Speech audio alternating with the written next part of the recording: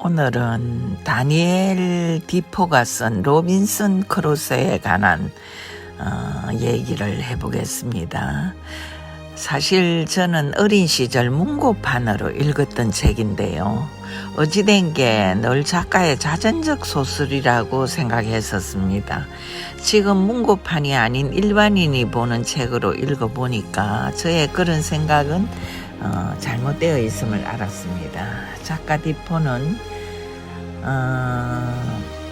셀크크라는 스코틀랜드 선원으로부터 실제 경험담을 전해 듣고 이 글을 쓰기 시작했다고 하는데요.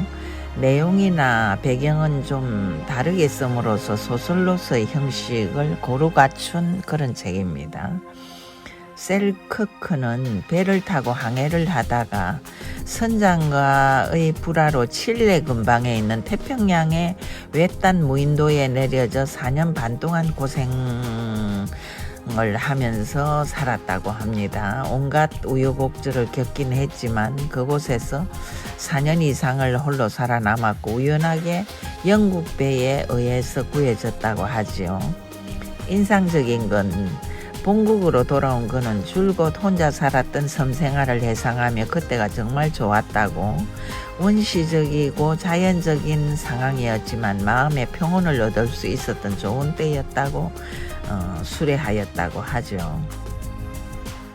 소설 속에서 크루소는 선원 클커크의 모습을 다소 구현했지만 그의 경험과는 좀 다르게 나옵니다. 우선 28년이 넘게 그 섬에서 살았고 자급자족을 근본으로 했지만 독특한 창의력과 노력을 바탕으로 섬을 눈부시게 발전시켰죠.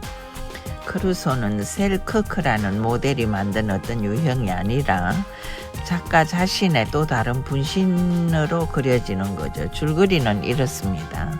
모험을 좋아하고 어느 한 곳에 머물며 정체된 삶을 살기를 거부하는 로빈슨 크루소는 친구 따라서 배를 타고 떠나기도 하고 먼 나라로 여행을 하기도 하면서 선원으로서의 기술과 상식까지 익힙니다. 그 과정에서 악당들에게 붙들려 노예가 되기도 하고 탈출해서 무역에 종사하기도 하면서 브라질까지 흘러가게 되는데요. 거기서 그는 농장주가 되기까지 합니다. 그렇게 안정된 삶의 기반을 찾았지만 안주하지 못하는 그의 성격은 이웃의 지인들과 함께 다시 그 배를 타게 되는 거죠.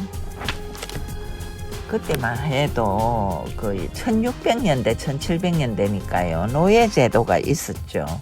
일을 하려면 노동력이 필요한데 소위 말하는 그 일꾼 사오는 게 쉽지 않으니까요. 자신들이 가서 그 아프리카로 가서 원주민을 구해와 자기네들이 쓰기도 하고 팔기도 하자고 의논을 하는 거죠. 로빈슨 크루소는 한 달이야 두 달이야 그 계획에 합류를 합니다. 우리 주위에도 그런 사람들이 있지 않나요?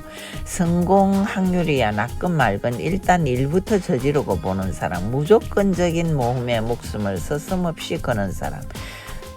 크루소 역시 일시도 정체되어 있는 걸 못 견디는 타고난 모험가였죠.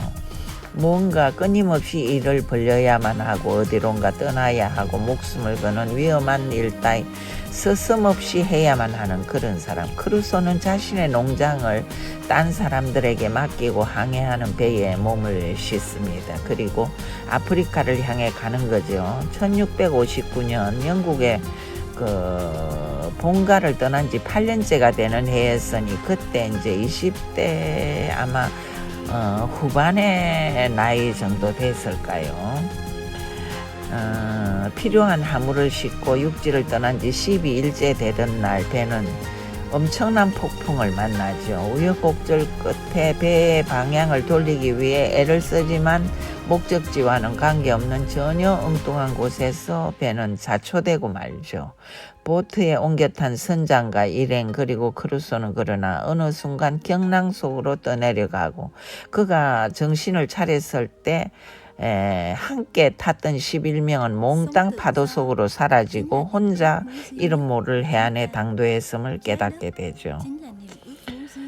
정말 이런 경우가 되면은 참 기가 막힐 노릇이죠.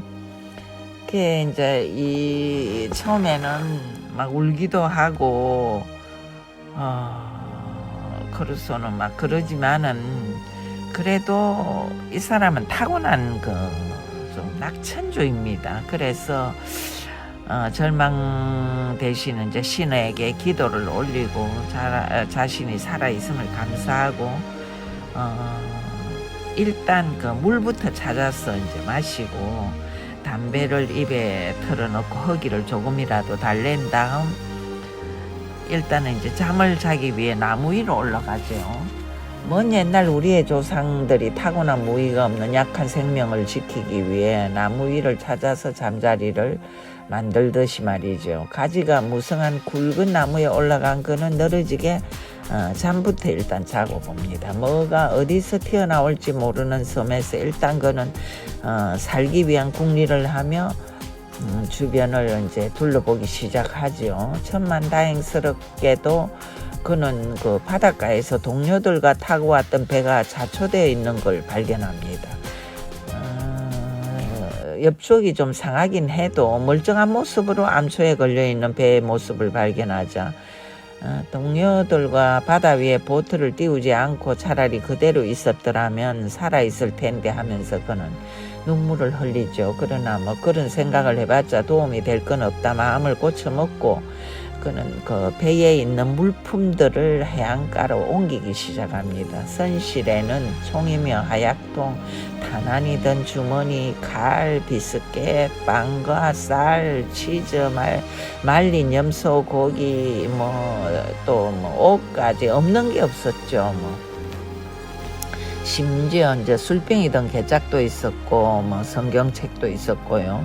한참 나중에 나오지만 개 한 마리, 고양이 2마리까지 있었다고 합니다. 그는 일단 사용할 수 있는 모든 물품들을 며칠에 걸려서 며칠이 아니고 한참 걸렸죠. 해안가로 옮겨온 개짝들과 또 통들을 한쪽에 우선 쌓아 올리고 둥그렇게 창고 형태를 만든 다음에 일단 그 안에서 또 평온하게 잠을 잡니다. 그렇게 이제 또 며칠을 지내면서 배의 물품들 심지어는 판자 조각 하나까지도 놓치지 않고 옮겨온 그는 일단 이제 안전한 장소를 찾아 안식처를 짓기로 하는 거죠. 우선은 배에서 가져온 음식이 이것저것 있으니까 그걸 먹어가면서 안전하고 튼튼한 자기만의 요새를 이제 만들어 나가는 거죠. 일이 있고 일할 재료가 있다는 건 얼마나 큰 축복인지 모릅니다. 그 사람이 만약에 로빈슨 크루소가 이렇게 일하지 않고 어디 들어가서 살 수 있는 곳이 있었다 이러면은 그 고민 때문에 미쳐버렸을지도 모릅니다. 그런데 이제 두려움과 걱정에 시달릴 사이도 없이 이제 일단 그 크루소 역시 그 일에 매달리는데요. 우선 안심하고 잘 수 있는 안식처부터 만들어야 하는 절박한 과제에 매달려 있는 거죠. 섬 안에는 짐승이 살고 있는지도 모르고 야만인이 살고 있을지도 모르는 터라 자기가 안심하고 잘 수 있는 안식처를 만드는 게 급선무죠. 이럴 때 이제 배에서 가지고 온 여러 가지 물품과 연장들이 유용하게 쓰였죠. 그는 이제 그 동굴 모양의 바위를 찾아서 그걸 중심으로 벽에다 기둥을 세우고 비바람을 막을 천막도 치고 안쪽으로는 물품들을 차곡차곡 쌓고 진열할 수 있도록 선반까지 나중에 만들죠. 공구라고 해봤자 몇 가지 안 되는 데다 재료도 근본적으로 부족한지라 제대로 모양이 나진 않았지만 그래도 허구한 날 매달려서 땀을 흘렸던 만큼 보람도 있습니다. 충분히 성체라고 이름 붙일 수 있을 만큼 괜찮은 안식처가 만들어지고 그는 또 매일같이 떠다 먹을 수 있는 샘물도 찾습니다. 배에서 가져온 하약도 이제 번개를 맞아 폭발할 새라 조금씩 나누어서 저장하고, 술도 이제 아껴 먹어가며, 그는 또 단백질 보충을 위해 근처의 염소까지 잡아와 가축으로 이제 기르죠. 그래서 거기서 나오는 저저로 치즈나 버터까지 만듭니다. 나중 일이지만. 그래서 이제 또 그 만년필이 있었기 때문에 그거 가지고 날짜를 잊지 않기 위해 벽에다가 이제 줄을 표시하고, 또 만년필로 뭔가를 이제 자신의 그 일기죠. 기록까지 합니다. 그 옷까지 가져온 것들을 이용해서 이제 가림막도 설치하고, 그의 창의력은 끝이 없습니다. 뿐인가요? 배에서 가져온 곡식을 이용해 차츰 이제 벼까지 수확해 나중에는 빵까지 만듭니다.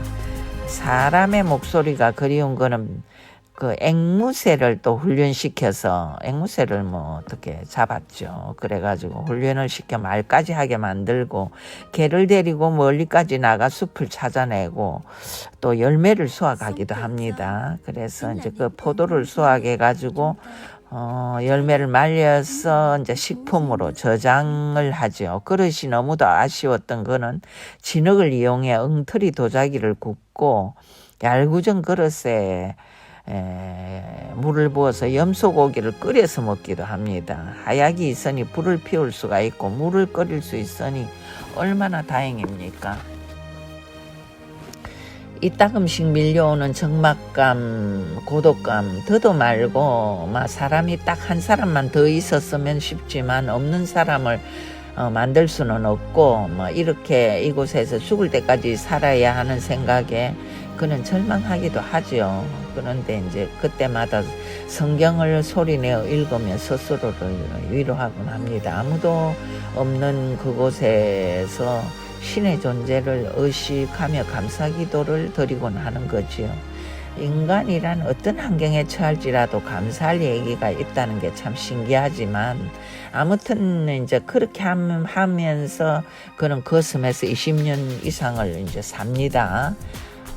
나름대로 그 일과를 만들어 스스로 규칙을 지키고, 또 창의적인 작업을 계속해서 책상과 의자도 만들고, 물론 사다리도 만들었고요. 선원들의 티셔츠로 우산까지 만들고, 그 염소 가죽으로 모자까지 만들었으며, 아무튼 그의 일정은 너무 바빠서 고민할 겨를이 없습니다.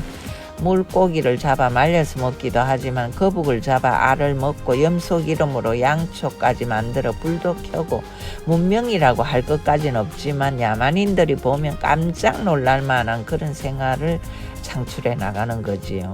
그러던 어느 날 몹시 아프기 시작합니다. 그는 어지럽고 열이 나고 목이 타면서 오한이 나고, 목이 말라 죽을 지경이었지만 도저히 일어서거나 마실 물을 떠올 힘이 없는 거죠. 악몽에 시달리면서 그는 신을 찾지만 내 고통이 절정에 달할 때 매번 그러하듯 신의 음성은 들리지 않습니다. 그렇게 몇 날 며칠을 비몽사몽하면서 앓다가 비틀거리면서 일어난 그는 배에서 옮겨왔던 개착을 열어서 그곳에 이제 담뱃잎을 들어있다는 걸 기억하고, 그걸 꺼내서 이제 그 술을 희석한 물에다가 그 담뱃잎을 담가놓고 마시기를 반복하죠. 그렇게 이제 고통을 겪다가 이제 한 반달 이상 지나서 겨우 그는 이제 일어났고, 그 풍토병에서 살아남은 거죠. 그렇게 인간이란 그 동물은 다른 동물들과 마찬가지로 혼자서도 아무리 척박한 환경에서도 살아날 수 있음을 이 소설은 보여주고 있습니다. 혼자 산 지 24년이 되던 어느 날 그는 자기가 사는 해안의 반대쪽 또 다른 해안에서 사람의 발자국을 발견하게 됩니다. 너무도 놀라고 이제 공포에 떨죠. 이게 도대체 뭔지를 모르니까요. 누군지. 그가 있는 곳은 그 태평양 한복판이고 근방에는 야만인 식인종이 득식을 그리는 섬들이 존재할 수 있다는 사실에 그는 한없이 두려워하죠. 그러나 그는 그 요새처럼 나날이 그 막 가에다가 나무도 심고 이래가 완전히 요새화되어 있는 그 자기만의 성체 안에는 하약도 있고 권총이며 사냥총 총알 상자가 또 있고 이래서 그런 거로 적과 싸울 수도 있다 하는 마음으로 이제 자꾸 자신을 위로하면서 또 얼마 동안을 보내죠. 그러다가 이제 1, 2년 후입니다. 그 발자국이 있었던 자리에 사람의 피, 뼈, 살덩어리가 여기저기 흩어져 있는 걸 보게 되죠. 불까지 피우는 흔적이 있는 거죠. 식인종이 가끔씩 이 섬에 찾아와 그들이 잡아온 포로를 먹어치운다는 걸 그는 알아냈죠. 끔찍한 일이지만 지구상에는 식인종이 존재하고 있었고 지금도 어디엔가 존재하는지도 모릅니다. 그들은 사람을 잡아먹으면서 그들의 영혼이 자기의 영혼 속에 스며들어 더 많은 힘을 얻을 수 있다고 막연하게 생각하기도 하고 무조건적인 적개심으로 그 포로를 먹어치우기도 하는 거죠. 마치 우리가 생선을 잡아먹으며 영양분을 섭취하기도 하고 다른 짐승을 잡아먹으며 우월감을 만끽하는 것처럼 그 식인종들은 다른 또 그 사람을 갖다 그런 식으로 잡아먹습니다. 아무튼 공포 속에서 자신의 성체 안에서 싸움 준비를 완전히 마친 크루소는 어느 날 마침내 식인종들이 그 포로들을 끌고 와서 개걸스럽게 먹어치우는 모습을 목격합니다. 숨어서 그 광경을 보게 된 크루소는 분노에 떨며 지켜보는데 잡아먹힐 차례를 기다리며 공포감에 떠는 한 인간들을 또 발견하게 되죠. 그러다가 이제 그중 젊은 한 사람이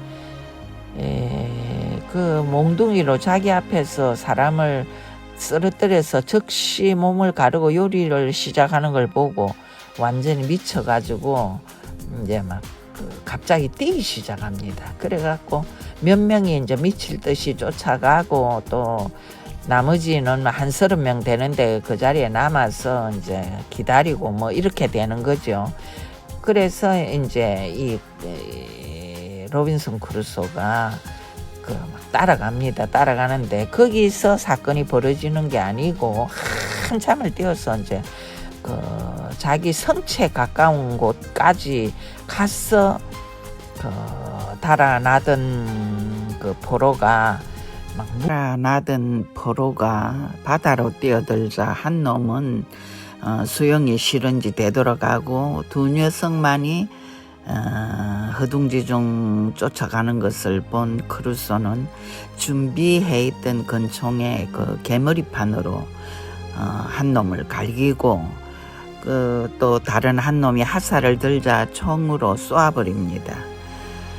그렇게 되자 이제 30명쯤 되는 야만인들은 반대편 쪽에 있다 보니까 자세한 사정도 모르는 듯 그냥 자기네끼리 섬을 떠나버립니다. 그래서 그렇게 이제 불쌍한 포로를 구한 크루소는 그날부터 포로와 함께 이제 생활을 합니다. 포로는 매우 잘생긴 데다 마음씨도 순박해서 자신을 구해준 크루소에게 절대 충성하며 평생 하인이 될 것을 맹세하고 또 맹세하죠. 그를 구해준 날이 금요일이라 프라이데이라는 이름을 붙여준 크루소는 같은 사람을 만난 기쁨에 들떠지만 그 야만인 역시 식인종이거든요. 그래서 그 사실에 첫날은 아주 긴장을 해가지고 칸을 좀 분리해가지고 자고 이럽니다.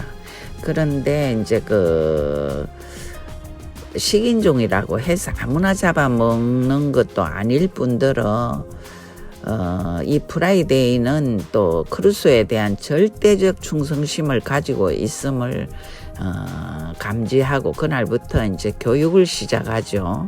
언어를 가르치고 종교심을 심어주고 식습관도 고쳐주고 청소는 법까지 가르쳐주죠. 이를테면 야만인을 문명인으로 바꾸는 작업을 한 거죠. 섬에서 산지 28년이 되던 해 배 한 척이 섬에 상륙을 하는데 영국인들이었죠. 그 배 안에는 사실 선원들이 많았는데요. 선상 반란을 일으켜 선장과 그의 편을 이 섬에 남겨놓고 배를 탈취해 달아나려는 그런 어떤 업무가 있었죠. 그래서 이제 이 로빈슨 크루소는 선장하고 소통을 해가지고 그들의 반란을 진압합니다. 그래서 진압을 하고 그 반란군을 오히려 섬에다 남겨놓은 채 그 선장 일행과 그 섬을 떠납니다. 항복을 했다고는 해도 배 안에 그들을 싣고 항해하는 건 더없이 위험한 일이었으니까요. 그렇게 이제 자신이 수십 년간 이루어왔던 모든 터전을 넘겨주고 긴 항해를 거쳐 영국 요크셔로 돌아가죠. 고국을 떠난 지 35년 만의 일이었죠. 가보니 부모 형제들은 이미 모두 죽었고 누이 둘이 이제 조카들과 남아 있을 뿐인데 그 이제 후일담이 뭐 이렇게 나옵니다. 다시 뭐 돈을 벌고 뭐 자리를 잡고 뭐 이런 게 나오는데 그건 사실 별로 중요하지 않고요. 예컨대 로빈슨 크루소가 섬에서 산 혼자의 삶을 수십 년씩이나 이어왔다는 사실, 오래고 긴 고통과 절망 가운데서도 살아남아 그 귀국을 한 것이, 물론 그 프라이데이를 데리고 귀국을 합니다. 그렇게 한 자체가 이제 중요한 거죠. 이 소설을 쓴 다니엘 디포는 원래 상인이자 야망을 품은 그 기업인으로 정치에도 또 관심이 있는 인물이었지만 저술 활동을 함으로써 생계를 꾸렸고 방랑벽이 있어서 세계 곳곳을 다니며 많은 경험을 쌓았다고 하지요. 그는 9살에 이 소설을 썼는데 성공작이 되는 바람에 계속 이 소설과 연계되는 작품을 다수 써냈죠. 속편을 써내기도 했고요. 이 모든 그 타인은 지옥이라는 말이 있죠. 그러나 막상 이 세상에 나 혼자 남게 되면 인간의 삶이란 어떻게 될까요? 그 대답을 하듯 크루소는 소설 내내 그 인간을 그리워합니다.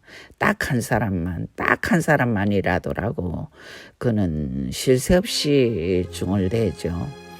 인간이 사는데 가장 필요한 건 인간일 뿐이고 다른 건 부수적으로 얻어지는 것일 뿐, 그래도 인간은 인간과 더불어 살아야 할 뿐이라고 모든 사람은 생각하게 되지 않을까요? 아무튼 세상에 혼자 남은 인간의 삶과 정신세계를 잘 보여준 교훈적이고 사색적인 책이었다고 이 소설을 평하고 싶네요.